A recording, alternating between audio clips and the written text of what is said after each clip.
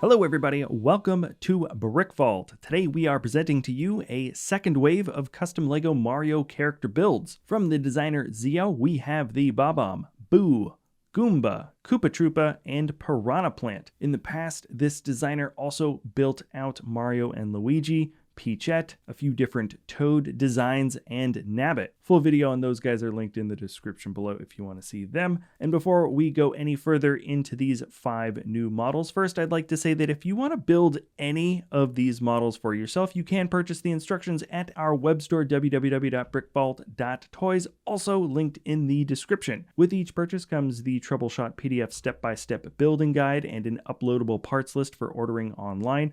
All of our models are tested for strength and curated to avoid rare pieces. Zio is a long-time designer and has created some amazing builds like the Dune Ornithopter, from 86, the XM2 and Fido, tons of fig-scale Halo builds, and even more when it comes to different types of builds for dogs. Any and all support really helps us out here at the channel, and it also helps support the amazing builders we work with like Zio. And let's jump into the 5 new character builds, of which, now that I'm looking at it, mostly look like villains. Maybe not all Koopas are villains, but we're mostly there. These are all fun little character builds that work very well as desk toppers and display pieces. I wouldn't put them in the strength category of rough play necessarily, but they can definitely be handled with ease, and they can all move around a little bit. We're starting off with the Bob-omb. It's probably my single favorite looking character design from the Mario universe. It's a simple round bomb with yellow feet, a turnkey in the back, self-starting fuse, and big, white, somewhat blank eyes. Zio has a clever way of creating the sphere shape here, and it's both strong, and it allows for all the necessary connection points. The key in the back does turn. You kind of have to pull it slightly out of its stud connection in order to get around some of the flat edges there, but it can go a full rotation.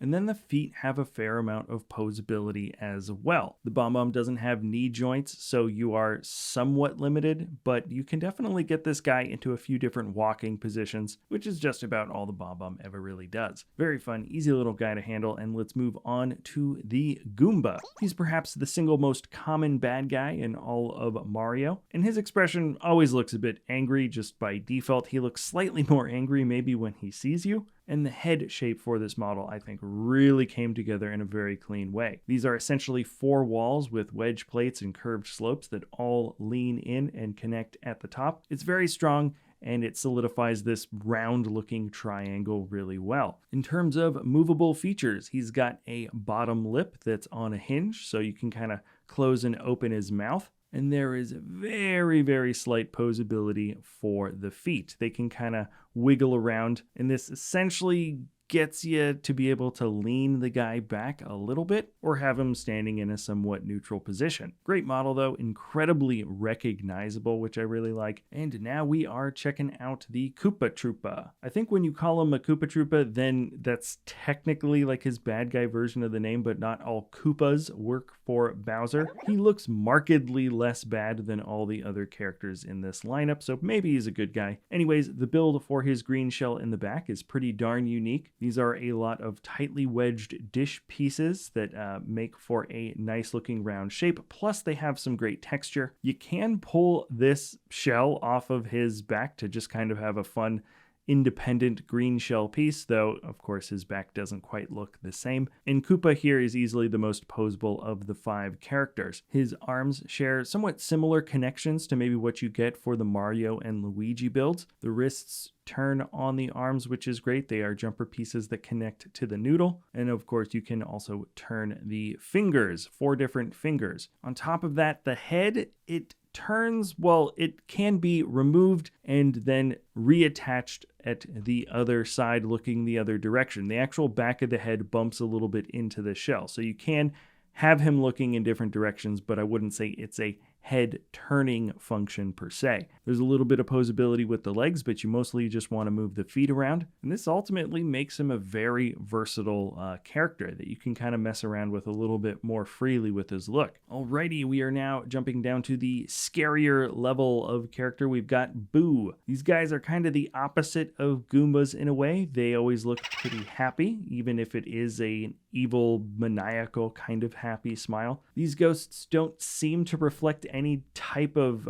person or animal design, so it's hard to say what type of ghosts they are. All we know is that they've got really big sharp teeth and often a very big tongue. The body build is extremely similar to the internal design of the Bob-omb, seeing as it's mostly just a round ball. This is actually some sped up footage of me receiving the final package for these guys, and I over-ordered certain pieces in colors to kind of fill out some of our lots in the custom building room. And when I finished this Boo, I found that I almost had enough pieces to make a second Boo, which was a total oversight on my part. Maybe I'll get a second guy soon. As you can see, the build comes together very, very easily. And then jumping straight into the handling, there's almost nothing that really moves on him. You can move his arms slightly. And then the way the tongue is attached on the inside, it's kind of like a bar piece that wedges between a few bricks. It is slightly loose, so you can wiggle his tongue, but that isn't something that I would necessarily call a feature. He's just a very round, very smooth, and just fun looking ghost build. Lastly, we've come to the Piranha Plant, the biggest of the bunch. Here he is coming out of a green pipe, which is extremely common for these guys, though not all the time. It works super well as a large wide base though, because he does have a very big head